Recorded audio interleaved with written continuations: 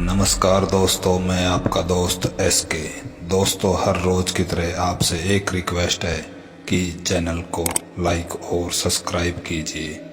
तो आइए बढ़ते हैं अपनी कहानी की ओर। गांव से कुछ ही दूरी पर एक वीरान जंगल था जिसे लोग सरकटा खबीस का इलाका कहते थे। ऐसा कहा जाता था कि इस जंगल में रात के अंधेरे में एक सिरकटे खबीस की आत्मा घूमती है जो हर किसी को अपनी गिरफ्त में ले लेती है।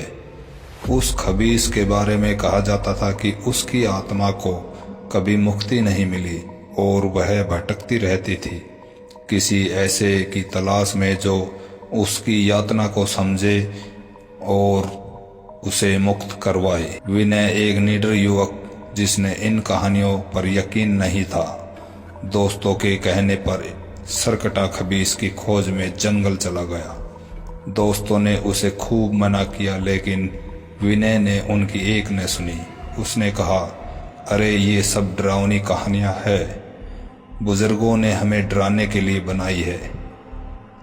मैं इस जंगल में रात बिताकर दिखाऊंगा कि यहाँ कोई खबीस नहीं है।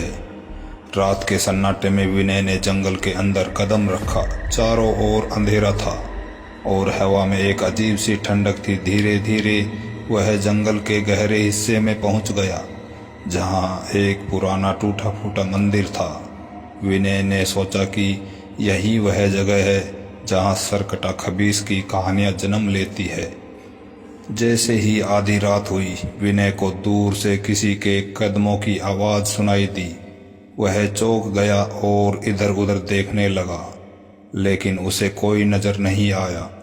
थोड़ी देर बाद उसे एक परछाई देखी। एक लंबा पर सिरकटे शरीर वाला खौफनाक साया उसकी ओर बढ़ता हुआ दिखा। वह कांपने लगा, उसकी सांसें तेज हो गई।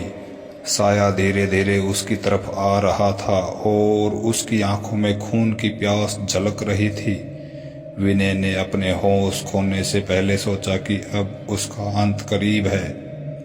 वह भागने की कोशिश करने लगा, लेकिन उसके पैर जैसे जमीन में जम गए थे। खबीस ने अपने सिरकटे शरीर से एक भयानक चीख निकाली और विनय के पास आकर रुक गया।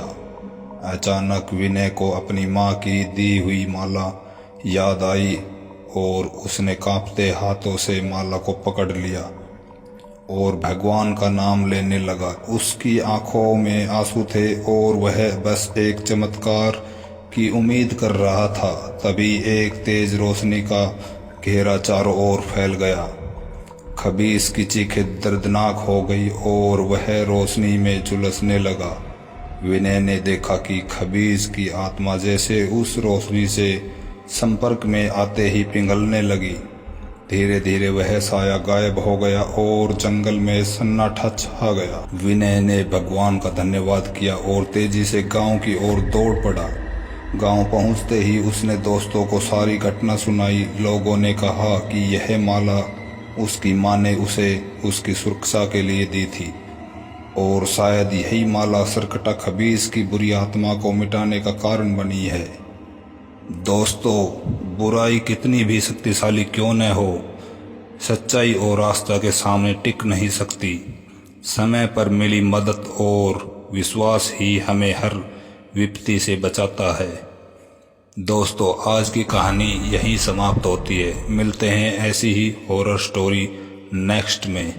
धन्यवाद।